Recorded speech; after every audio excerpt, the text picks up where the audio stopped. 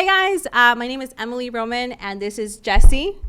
Hi. Last name? Jesse Arroyave. I cannot pronounce that and we're going to have some difficult times, but we'll get it. This is the Marketing for Tax Professionals podcast, and today we're going to be talking about niche marketing, specifically why you should niche down as a tax professional. So let's just begin by discussing what is niching down. Yeah. And then we'll just kind of move forward after that. Perfect. So I like to break it down in terms of not just niche marketing, right? Specifically for tax professionals. So when I'm on Facebook, I usually see a lot of the same generic posts, whether it's like, bookkeeping for small business owners, or we do individual tax preparation. Like that doesn't work. It doesn't break through the noise. And so what you want to be able to do is choose a specific niche, a vertical, and speak directly to them, because you can call them out in the ad, right? Calling out the audience. Yeah. And you can choose specific value points or pain points, or address those within, whether if it's like an ebook or if it's like an infographic of some sort, to make sure that you're targeting that exact audience, you're giving the right kind of message, and you're answering a pain point that they're probably having. Yeah. So like I said, oftentimes you'll see a lot of the same kind of stuff and it's not breaking through it, and they're just gonna keep scrolling past. But if you have something that says something like, here are the 5 legal tax loopholes for dentists in 2023, and you're targeting dentists, that's so much more impactful. Yeah. That's so much more value that you're going after for that particular person. So I always, when it comes to niche marketing, especially with tax professionals, you always want to make sure that you can choose a niche. And you know what's funny? Oftentimes they say, "Oh, but I'm shooting myself in the foot because I'm not casting a wide enough net." Yeah, right? I want all of the clients. Yeah, I want all of the clients, and that yes, that's one way of looking at it. But think about the whole U.S., right? Yeah. Think about like the amount of dentists that there are. Yeah. They need this kind of help, and so niching down is definitely a strategy that I highly recommend, because you can be hyper focused on Facebook with interest targeting and demographics, and making sure that you can present that challenge that they're constantly facing, and then offer the solution for them. I love that. I love that you said, before actually looking at niche marketing, let's talk about niche as a business, like niching down as a business.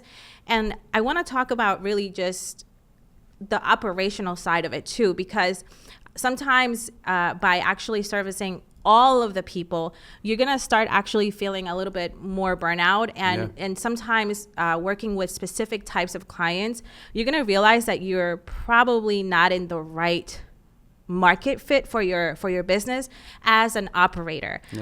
So like, for example, like if I know that I'm passionate for like beauty, why would I be working with a dentist, right? Yeah. Where I really don't have any connection or like a personal experience and things of that nature. So it's good to niche down, not just from a marketing growth perspective, because you really want to hone into the marketing message, but it's also from an operational standpoint. If you want to have longevity in your business, it's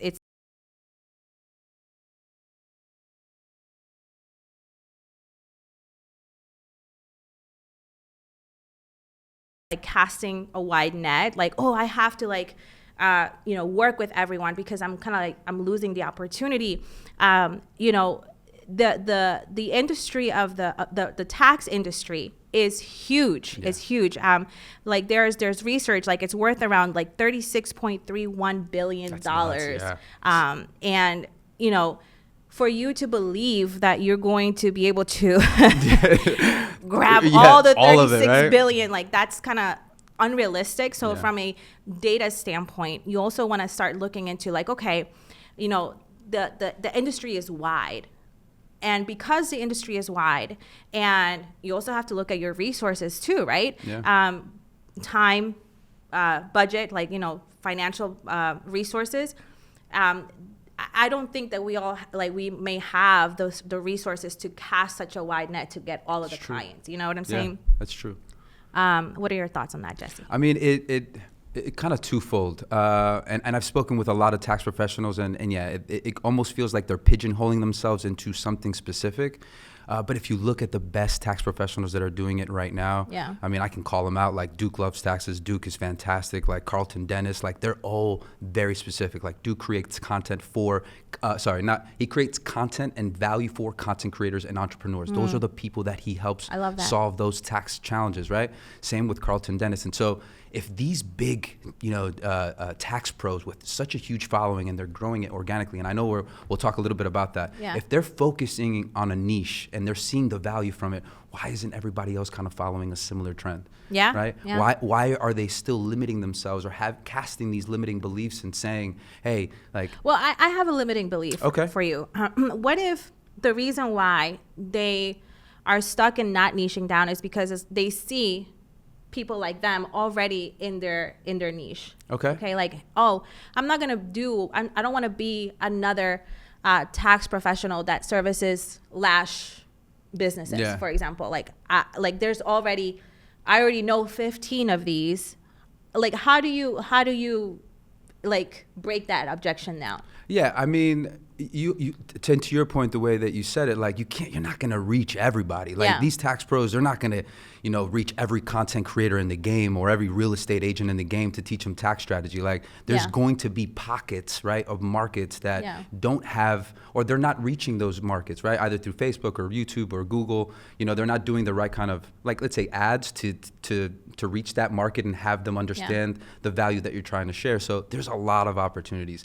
And to kind of go beyond that, I mean, think about it locally. Like, do some more of the local strategy. Find, okay, do I have 15 dentists within a 5 to 10 mile radius? Okay, how do I approach them? Do I call them, right? Like even kind of going more to the old school sales marketing strategy games. Those are effective as well. It's kind of like you're niching down and then you're hyper targeting. Because that's one way to address that objection. Another way to address that objection would be to create very unique offers that are basically true to yourself. And just shameless plug here, like also using the Refundo products too, right? We can talk about that in another episode. But having the ability to create an actual offer, because you have a product, which, it's the tax product, the tax service. But how do you create an attractive offer to that particular niche market is another way for you to differentiate yourself and not feel that fear that you're going to be like every other marketer tax professional out there, right? So let's talk about how to actually niche down, right? So we're talking about the challenges. We talked about the challenges of niching. We talked about some of the objections, but let's really figure out how to actually niche down. So one of the things I usually talk about with a lot of tax professionals is think about the current clients that you have, right? So let's say you have 200, 300 clients. What's the makeup? Right, so if let's say 30% of those are contractors or 40% of those are real estate agents, and you already do some of that tax strategy for them, it's kind of low-hanging fruit, right? You're leveraging what you already know, and there might be a passion that's tied to that, right? So that's the first part. The second part is, as I was alluding to, is the passion piece. If you, for instance, if you like real estate, if you have home rentals, if you like content creation, or if you like contracting work, whatever that may be, tie those two together, because you're going to see that the more that you're in the niche, the more you're going to start to learn. And that's kind of the last point, which is you can't just say, okay, I'm going to choose this the dental niche, right? And then not be consistent enough, not really engulf yourself in everything that's for that particular business. You have to be very committed to that, because similar to SEO, and I know we'll talk about that, it's the long game. Think about the degrees of separation that you'll be 1 year, 2 year, 3 or 4 down the line, focusing in on a niche, not just like going on Google or looking at, hey, what are the 5 tax strategies for dentists, and then kind of just use that. Not go into the tax code. The tax code is very elaborate. It's in depth. It's long. And so how can I differentiate myself from other tax professionals? Well, I read through this and I pinpointed 6 things or 10 things that I know are specific to you. That's the goal. And that's how you, I guess, start to really fall in love with not just the niche, but just the process of learning from it. which I think is important. Yeah, and I think to your point, it's actually becoming a thought leader in that particular niche is important. Let's just kind of step back for a second. Sure. So in the how, you mentioned take a look at your past clients. See if there's an overarching theme there or a pattern in terms of who you service. There also, do you have a passion for a specific thing? So like if you're into beauty, if you're into whatever, let's say your mom was a dentist or whatever, right? So what other things, or is there an exercise that maybe you put people through to actually, think about what their niche should be? Because one of the things, I guess I'm just trying to be a devil's advocate here. Yeah, please. What if the niche or the passion that you are into is not profitable enough? What happens when you're trying to charge X amount of money per person, but you can't because that market is not cannot afford your product that way? So how do you like really dive into, because like passion is nice, right? But we're also running businesses, and if we're running a business, we need to make sure that we're profitable. We need to make sure that our pricing is correct, and that again the deliverables are done well, right? Yeah. That there is a good process to deliver. So talk to that if you can. So what I would say to that is there's a lot of easy verticals to go after, right? Like I've seen like chiropractors, dentists, legal services. Like those are the ones that are prominent, and those are the ones that probably have a bigger budget. Yeah. Right? If you're going more granular on a passion and you're saying like I don't know, insects or like I'm thinking randomly, right? I would think that maybe like hairstylist.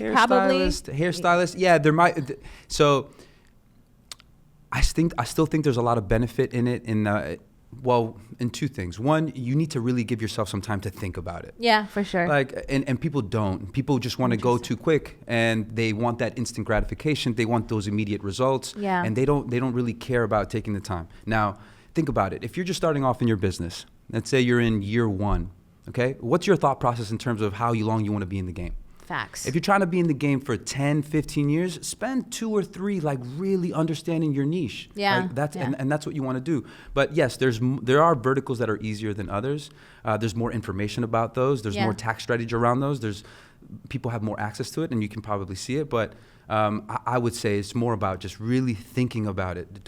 Don't stress it. Don't feel like you're shooting yourself in the foot pressure because to get it done. Pressure to get it done. Just take your time with it, because that's what's going to separate you from Joe, the accountant on the block, that's very generalist in the way that he approaches your business. Yeah, I agree. And I also, just kind of jumping on that too, it's important to have a business plan. And I think that a lot of entrepreneurs skip that part and like we skip the business plan creation because maybe we think that that's a college thing that, you're taught to create a business plan, right? But I think it's important to have, like you said, like a projection, a realistic projection and expectation of what your business should look like, 3 months from starting, a year from starting, 2 years, 3 years. That's if you're new, right? But if you're already kind of established and you have clientele, let's go back to your business plan, like revise your business plan, assess it at least every quarter. And understand also that if you have one service today, you can actually diversify your product offerings too. In our marketing program, there's one student specifically who is very passionate about building wealth for generations, like generational wealth. And, being financially savvy or educated, having that education is really important, is key. Again, the taxes, how to, save as much taxes as they can legally, is one piece of the puzzle. And now she's thinking about how can I diversify based on that particular niche that she's in, which is,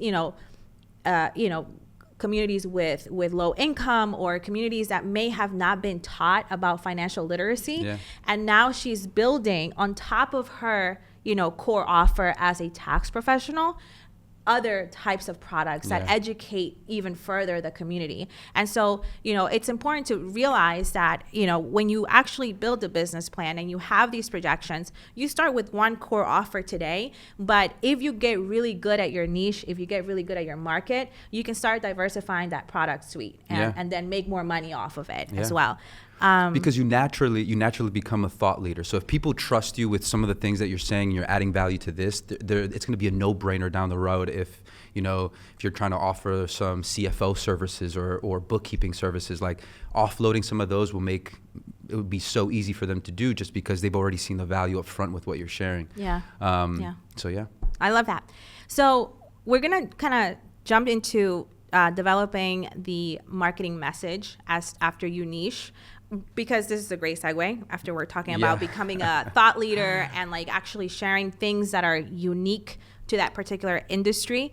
How do you begin crafting a marketing message that really dials into the niche that you're choosing? Yeah, so you want to make sure that you're always thinking about the audience's pain points, and that's clear. And you want to make sure that the information you're providing is digestible, it's concise, it's fun, and it's engaging, so that it showcases your personality a bit. Got it. So now, if you're thinking about, for instance, running an ad on Facebook, for instance, and to what I mentioned earlier, like here are the 5 legal tax loopholes for contractors or for dentists or for teachers, right? Download the free ebook. Yeah. A couple of things happen with that. One, you're calling out that ideal audience, right? And so no one's going to click on the ad if they're not a teacher, right? Yeah. Ideally is what you're hoping for. So you get more qualified leads. Yeah. Then after that, a couple of things happen. One, if you're a smart tax pro, you have kind of the automation piece in place where they fill out the name, phone number, and email because, hey, and we all know in marketing that's gold, right? You can market them whenever you want. Yeah. They get into the CRM, right? And if they don't book an appointment with you, okay, that follow-up, right? And that sequence is going to be, what kind of value that, because people get busy. So if they didn't have a chance to read through the ebook, or they downloaded it, or they gave you the name, phone number, and email, you sent it to their email, and they didn't get a chance to look, that follow-up sequence is very targeted messaging. You can focus on, let's say, a 5 email sequence, with the first one being, okay, what's that first strategy?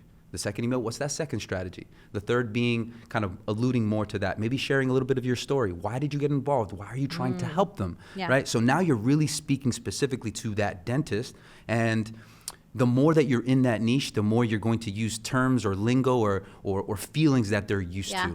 And then you can use those in that email sequence to make sure that you're effective in how you're communicating. What I love doing to like really hone in on that is actually talking to your old customers or your current customers and being like, hey, can I have a chat with you? Can I buy you a cup of coffee for 15 minutes of your time? I want to ask you a couple of questions about your industry, your profession, from a tax perspective, and like what are your biggest pain points when it comes to that. I love doing that, and you can also do it with complete strangers, right? Like if you go to like a business or community organization or something like that, and be like, hey, I like to like treat you to lunch, and people love that. Get that information in, because now you have the actual pain points coming from the customer or the prospect. And then if it's a stranger, that's a potential customer too that you can kind of upsell them to. Absolutely. After a lunch, right? Yeah. All right. So implementing niche marketing strategies. What are the first steps, and what are the long-term plans for that? Let's see here. What did I get here? So I wrote a couple notes on this. Okay. Okay, so I was speaking, I kind of spoke on this a little bit, but it's just really understanding kind of where you're going to be in your business down the road. Yeah. Right? Like if you're going to implement these strategies, like know that you have to be consistent, know that you have to go through the tax code, know that you have to understand complex tax scenarios as it relates to them. Yeah. Like the more that you really engulf and entrench yourself in all things like dentist, dentist niche or teacher niche or contractors, whatever it is, the more successful you're going to be. Now, you might find some challenges up front. You might get bored with it, may decide to pivot, and that's okay. But just as long as you understand the value that you're bringing to the marketplace by going niche specific, will be much more beneficial than just kind of going casting a broader net. And to the point of, hey, I know that I'm going to be in business 10, 15 years. Yeah. let's put the groundwork now. And right? I think it's really important to like take a step back and like if you're listening to this and you're watching this, really get it together mindset wise. Like, hey, look, I want to be in business for the next 3 years. I want to give it my all, and I want to, do what I have to do in order to get my business to where I envision it.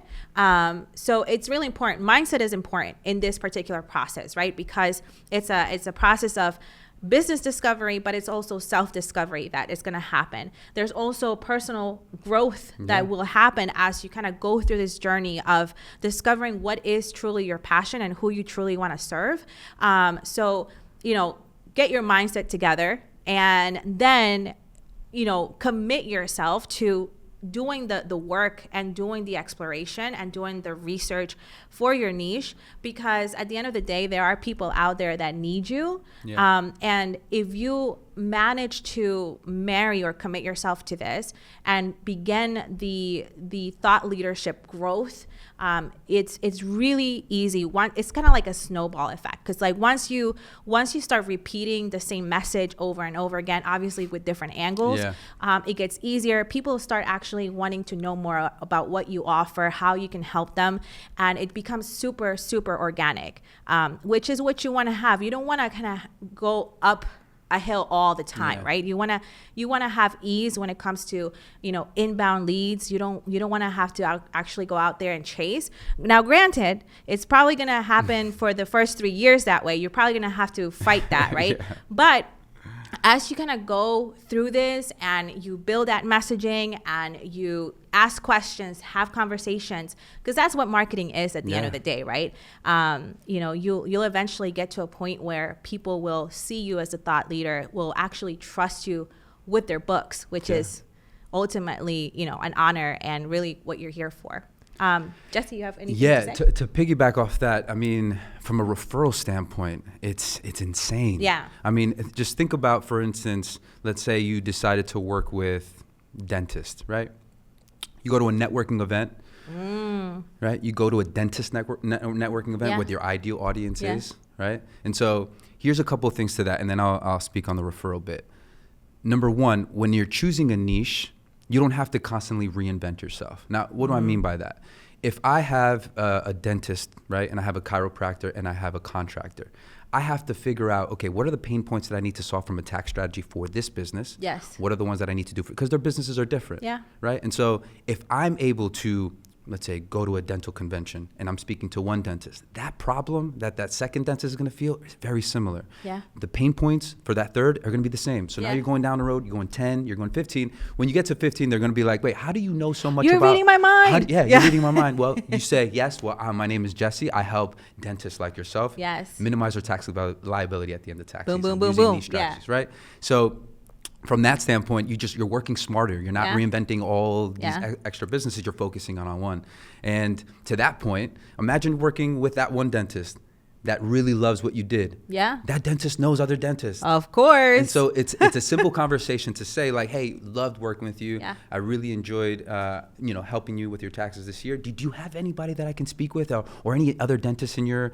If you've done the right job, if you've added the right value, it's a no-brainer. It's so simple. Yeah. And I love that bit about the conventions because like imagine if you like, okay, boom, I know that I'm gonna be working with dentists. Yeah. Google dental or dentist conventions and that's it. Yeah. You're solid. Just go in there, purchase a ticket. Fishing with dynamite. Honestly, you're fishing with dynamite. It's so easy. Everybody wants to talk to you. Print out some business cards, go to that convention and hand out the cards, So let's wrap it up. Jesse, you have any other final things that you want to say? No, not on that topic. I think we kind of fleshed out a lot of what we wanted to discuss in regards to the niche. I think it's extremely important. You see it in all aspects of marketing, not just tax professionals, but we did want to make it specific for them and help them understand some of the challenges they're facing. So we have a couple of resources and things and products too that will help you actually, niche down and really focus on that and also support you in your business growth. What are some of those products, Jesse?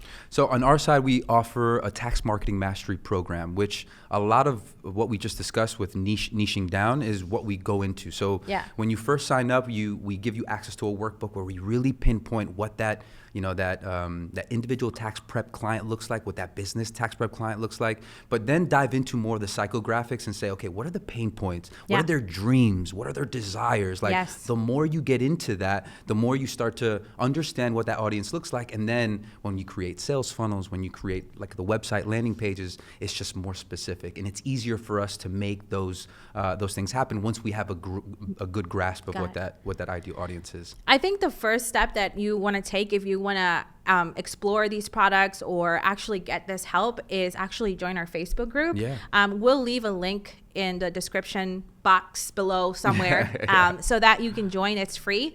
And then once you join and you say hi to us, one of our team members can actually reach out to you. And if you want more information, we'll be able to give you that. So anyways, that's a wrap for this episode. Thank you so much for watching, and make sure you follow Thank you, us guys. in all of the different platforms. That was fun. That was fun. Chopping it up and talking some good Yes. stuff. That Okay, was great. love it. Thank you.